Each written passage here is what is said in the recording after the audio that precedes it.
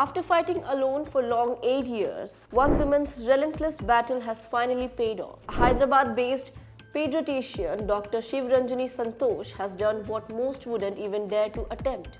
She took on powerful corporations, regulatory silence, and systematic apathy, and won. Her fight forced the Food Safety and Standards Authority of India, that is FSSAI, to ban fake, misleading and sugar-loaded drinks that were being sold under the name of ORS. But here's the twist. Even after acknowledging that these drinks are fake and harmful, the Delhi High Court has temporarily allowed their sale, letting companies clear existing stocks worth nearly Rs 180 crore. So while the doctor won her battle on paper, the war to protect India's children isn't over yet. Hi, I'm Khatija and you're watching Lokmat Times. In this video, we'll break down how one woman's courage led to a national health reform, why the court's latest decision has left many shocked, and what this means for every Indian parent. But before we get started, don't forget to subscribe and press the bell icon so that you never miss an important update. For years, India's pharmacies, hospitals and even supermarkets were filled with bright Tetra Pak drinks labeled as ORS. Parents picked them up believing they were life-saving rehydration solution for diarrhea and dehydration. But in reality, they weren't ORS at all. True ORS, or oral rehydration solution, is a medical formulation approved by the World Health Organization, made with a precise balance of glucose, sodium and potassium. It helps the body absorb water and recover from dehydration. But these commercial ORS drinks, with names like ORSL by Johnson & Johnson's, Kenvue, Rebalance ORS by Dr. Reddy's and Glucon-D ORS by Zydus, were filled with excess sugar and imbalanced salts, doing the exact opposite of what they claimed. Instead of rehydrating, they could worsen dehydration. Dr. Sivaranjani, who treats children in Hyderabad, noticed something strange. Many kids brought to her clinic weren't getting better even after being given ORS. When she checked the labels, she discovered these drinks contained up to 10 times more sugar than what the World Health Organization allows. As she explained, any excess sugar actually pulls water back into the gut and worsens diarrhea. The discovery shook her and sparked an 8-year-long fight.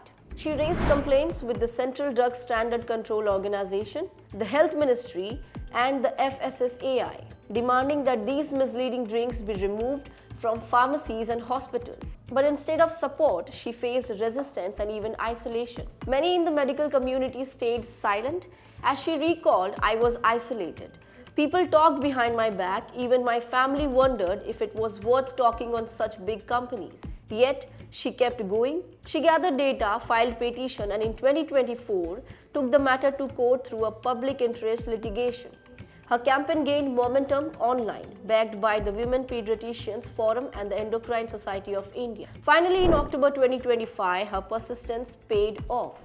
The FSSAI issued a landmark ban stating that no company can use the term ORS on any drink unless it meets the WHO formula.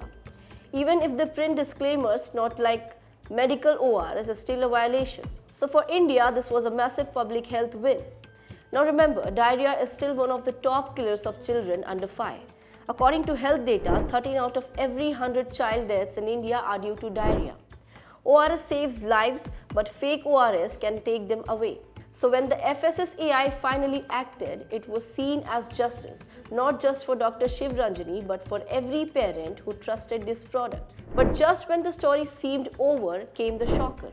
The Delhi High Court granted temporary protection to some of these very companies, including Johnson & Johnson's ORSL, Reddy's Rebalance and Zydus Glucon-D ORS, allowing them to continue selling their remaining stocks. That's nearly Rs 180 crore worth of products that can still be sold, despite being called misleading and unsafe.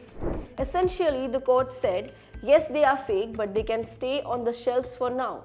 And that's what has left many doctors, parents and activists stunned. For Dr. Sivaranjani, this order marks progress, but the journey isn't over yet. With companies now seeking legal relief, the next phase of this battle will likely unfold in the courts. And for the rest of us, it's a reminder that awareness is power. If you see drinks labeled as ORS but filled with fruity flavors and flashy packaging, don't buy them. Real ORS always has a plain label and follows WHO approved ratios. The story isn't just about one doctor versus big corporations. It's about accountability, it's about truth in healthcare, and it's about knowing that sometimes, even after a legal victory, the fight for justice continues. Now share your views in the comments below. Do you think the court should have allowed these fake ORS drinks to stay on the shelves?